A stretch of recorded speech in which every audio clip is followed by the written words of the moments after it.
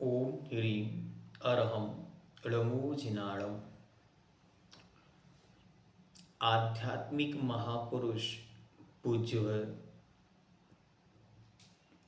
पूज्यपाद देव स्वामी महाराज योगी की निर्विकल्प दशा का वर्णन करते हैं। निर्विकल्प अर्थात किसी भी प्रकार की कोई भी चिंता, टेंशन, विकल्प उनके नहीं होता। वे कैसे होते हैं तो आइए देखते हैं 42 नंबर श्लोक। कीमृदं कीमिदं कीदृशं कस्य कस्मात् क्वैत्य यातक विशेषयन् स्वदेहमपि नावैति योगी योग परायणः। किमृदं कीदृशं कस्य कस्मात् कौत्य विशेषयन् स्वदेहमपि नावैति योगी योग परायणः। योग परायणः योगी अर्थात आत्म ध्यान रूपी योग में लगा हुआ योगी। जो साधक है वह क्या, कैसी उसकी विकल्प स्थिति है, निर्विकल्पता कैसे आती है। तो इदम यह, किम क्या है, कीदृशम कैसा है, कस्य किसका है, कस्मात् किस कारण से है, चैव और क्वा कहाँ है, इति इस प्रकार अविशेषयन् विशेष विचार न करती हुई स्वदेहम अपि अपने शरीर को भी न अवैति नहीं जानता है। देखो उन योगी की योग स्थिति में क्या स्थिति हो गई तो कहते हैं यह क्या है, कीमृदम कीदृशम किस स्थिति में है, कैसा है, कस्य किसका है, कस्मात् किस कारण से है, चेव और क्वा कहाँ है, इति इस प्रकार अविशेषयन् विशेष विचार न करता हुआ स्वदेहम अपि अपने देह अपने शरीर को भी न अवैति नहीं जानता है। जब मुनि आत्मचिंतन में लीन हो जाते हैं तब उनको अपने शरीर का भी ख्याल नहीं रहता कि वह क्या वस्तु है, भूखा है, प्यासा है, सुखी है या दुखी है। अच्छी तरह हम देखते हैं मुनि महाराजों का जीवन एकदम निष्प्रह जीवन होता है। शरीर पर एक प्रकार से उन्होंने सब विरोधी स्थितियां खड़ी कर दी। शरीर चाहकर भी अपने समर्थन में उनके निमित्त से कुछ मांग नहीं सकता। सब प्रकार की स्थितियां जो उनके जीवन की सुबह से लेकर शाम तक की दिनचर्या है वह शरीर से एकदम भिन्न है। इसलिए पूज्य अमृतचंद देव ने लिखा, अलोक की वृत्ति नाम। इन मुनियों की वृत्ति कैसी है तो मुनि नाम अलोक की वृत्ति, मुनियों की वृत्ति अलौकिक है। मतलब लोक में सारा संसार जिस शरीर के आश्रित है, जिस शरीर से टिका हुआ है, जिस शरीर के लिए 24 घंटे कुछ ना कुछ कर रहा है, वहीं वे मुनि महाराज 24 घंटे उस शरीर के अगेंस्ट, उस शरीर के विरुद्ध और उस शरीर से अनजान बनने का प्रयास करते हैं।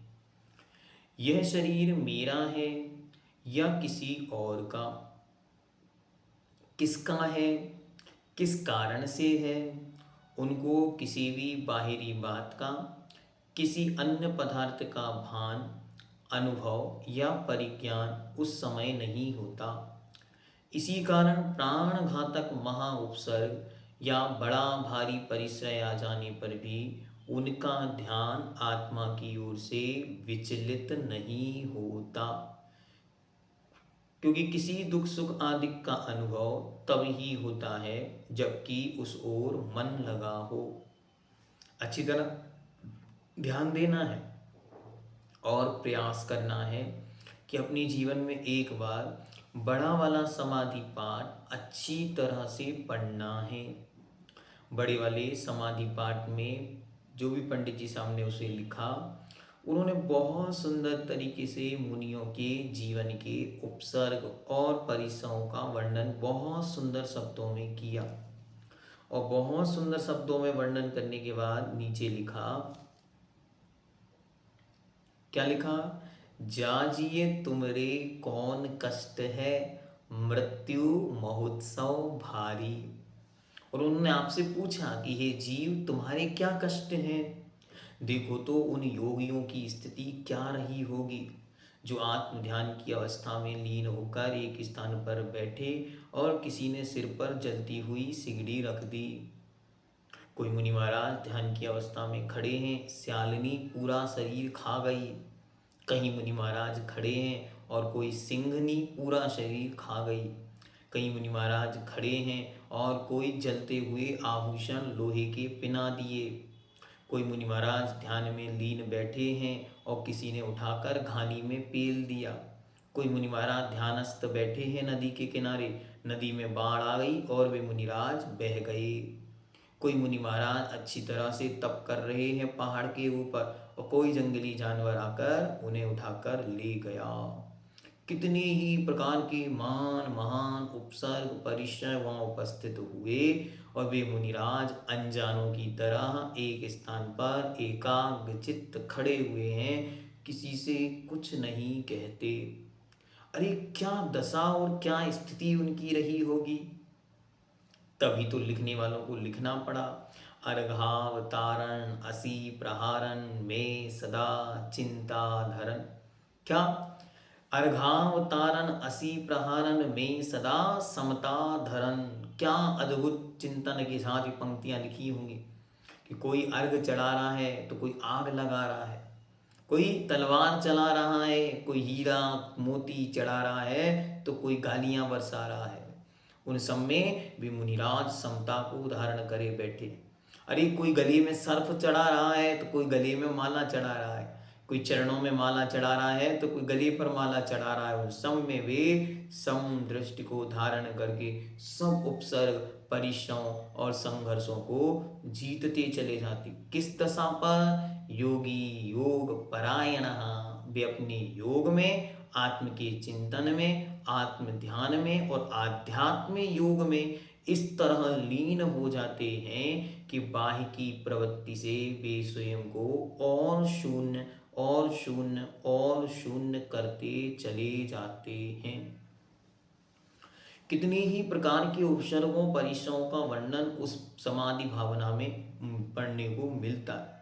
मेरा भाव है आप सब अच्छी तरह बैठकर उस भावना को एक बार भाया करें, पढ़ा करें। मैंने तो जब उसे पढ़ा तो मेरी अंतरंग में बार बार ये भावना आती है, देखो जीवन में कैसी भी परिस्थिति अंत समय उपस्थित हो सकती है। हम और आपको आध्यात्म का योग यही सिखला रहा है, हर समय दृढ़ता पूर्वक रहना है। लाखों वर्षों तक जीऊं या मृत्यु आज ही आ जावे। बस ये सिद्धांत हमारा निश्चित हो जाए कि अगर लाखों वर्षों तक जीना पड़े, जीऊं आयु रहे, तो भी मैं समता पूर्वक अच्छी तरह अपनी बुद्धि को मजबूत बनाकर सम्यक दर्शन के साथ जिन शासन की सेवा करता रहूं।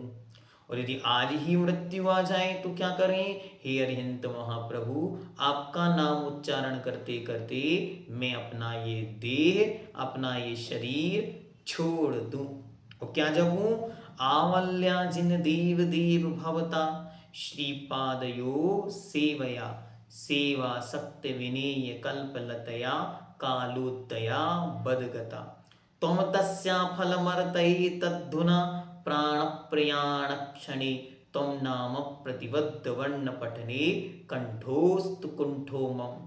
हे भगवान, जीवन भर की सेवा का बस ये फल मिले कि जब मेरे प्राण छूटे तब आपका नाम जपते जपते कहीं मेरा ये कंठ रुकना नहीं चाहिए। निरंतर आपका नाम स्मरण हो और मेरा ये देह सदा सदा के लिए छूट जाए।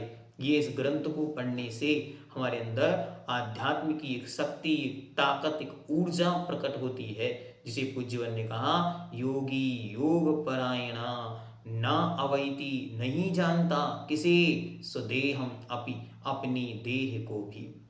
जैनम जयतु शासनम।